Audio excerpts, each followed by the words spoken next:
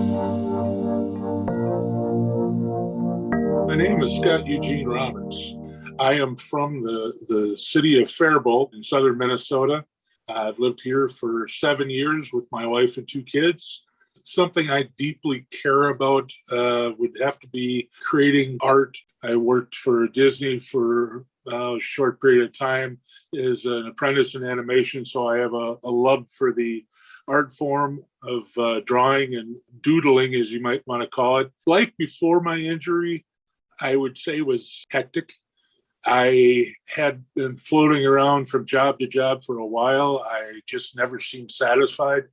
Since the time of 15, I've had over 70 jobs. I never felt that I really stepped into what I wanted to do. The closest I got to was when I was the executive director of the Old Town Arts Center and the Waseca Arts Center.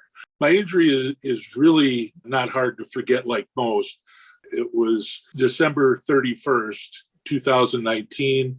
My daughter's birthday is January 1st, and so we were going out for a birthday lunch. I was excited. I got up too fast. They're not quite sure whether it was a blackout or a whiteout, but I fell down my staircase 18 steps to the bottom of the cement basement floor. I pretty much had done more acrobatics in that one moment than I've ever done in my entire life. I was conscious the whole way. I remember breaking the stair railings. I remember smashing the plaster in the walls, all before I started the roll down the stairs. And when I got to the bottom, I've sat there before in that type of position and said, man, shook it off, waited a little bit and got up. At this point, I realized this is something I've never done before. This is where I'm not going to get up. And so at that point, I told my wife, I think you better make the call because something's different. I have fallen a lot in my lifetime. I have separated my shoulder 3 times. I have an artificial hip. I have artificial shoulder. I have 16 years of football, and every incident I can say I walked away from. The fact that I couldn't get back up was the big, oh, that's different. After falling down the stairs, I was taken by emergency over to a hospital in Owatonna, close by here. They diagnosed that I had neck injury, but they did not know of what severity because they didn't have a large enough MRI machine to put me in. So I was then given a doctor's appointment 7 days later to diagnose or see where my injuries had progressed. During that 7 days, the injury in my neck really started developing. When I did finally see the doctor, he raced me over to Rochester, Mayo. At that point, I really did not know what to expect. Within less than 2 hours, I was in major surgery. What had happened is I had partially severed as an incomplete my C2 to C4, which left me as a quadriplegic. When I was told that I was a quadriplegic, I was just openly just going, you mean for now? You know, this is like something I can recover from. And I was wrong in one thought. It is something I can recover from. Maybe not physically, but at the same time, I can bounce back as a person. I am an incomplete, but I do have 75% muscle and range of motion loss on my upper and lower torso, which makes me unstable to walk. I can, for short periods of time, do motions really well. Anything more than a couple times, and I lose total control. The biggest barriers for me is understanding where I fit in, basically in the society of handicap-enabled people. I was, when I was standing, 6'4", 350-pound football player. And I got put into a wheelchair and pulled the greatest stunt ever. I disappeared. You could not find me in a crowd. You couldn't see me. I was amazed at how quickly there was no eye contact with me anymore. I was used to people looking at me because I go, God, he's a big guy. Comments that people say, geez, you're tall. How tall are you? I didn't get many of those questions or things like that when I was in the wheelchair, but I did understand how it was to sit in the Mall of America and feel like a glass post. People don't know what they were bumping into, but they knew they didn't want to look at it or they could see through it and just keep going. And I was hoping in my lifetime I never did that to somebody else. As an artist, I found it to be crucial to have people to look up to. So I was trying to find an artist that was handicapped.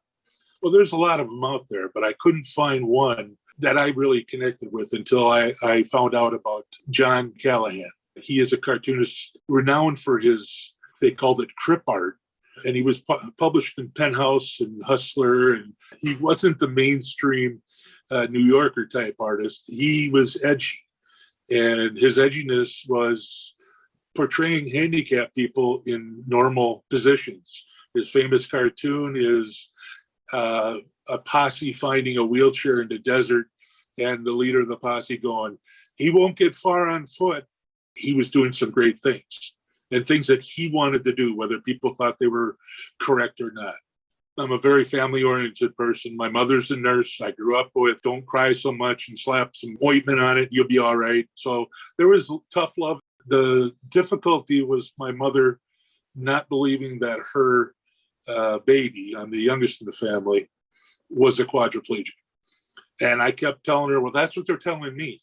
And she had a real difficult time for a little over a year of accepting that that was a diagnosis. My friends and family that I socialized with, I went to a couple graduation parties, probably about a year or so after.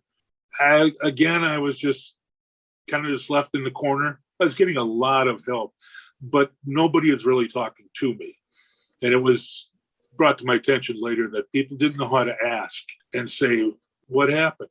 I just started to understand that I have to make the attempt. I have to make these people comfortable if I want to not be uncomfortable. Somebody would come up and just say, hi, Scott, how you doing? I'd just say, you know what? I don't think I'm going to take the stairs anymore. Next time I'm going to take the elevator. And then I just briefly cover the accident and say, you know what, though? I'm still not liked by a lot of people. So the wheelchair didn't do a whole lot for me. I had to overcome and make people understand that I'm okay with it. It's okay. I found out that, like with my art, the smallest things I used to really ignore detail. Now I found it's the most exciting thing. Those little things of me that come through and realizing that I hadn't changed.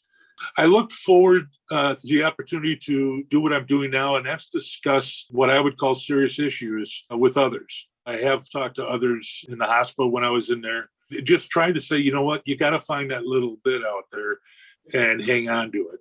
Becoming independent, becoming socially aware of where you are, what's going on, and not caring that other people have opinions of you more so than maybe before. I think that's the part of me I would like to tell is it does get easier too.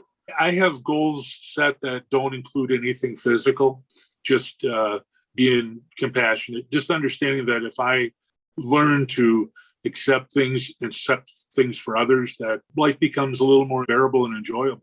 When I was able, I always said, God, if I was only 35 again, or what would I have done if I would have stayed there? I was always thinking about what ifs. And I think that what if I could walk again? I would think it would be a miracle, but that's also the reason I fell severely twice. I feel like I'm pretty much like a penguin. God, I want to fly, and people want me to fly, but you'll waddle really good. And so if I just keep, doing what I'm doing and waddle really good, I'm just being me. If I was talking to somebody that was in my particular circumstance, I would say it's okay to be upset, angry. We're going to go through, it's a loss. I take it as if I lost something, but again, what did I find? I found that there's a better me underneath.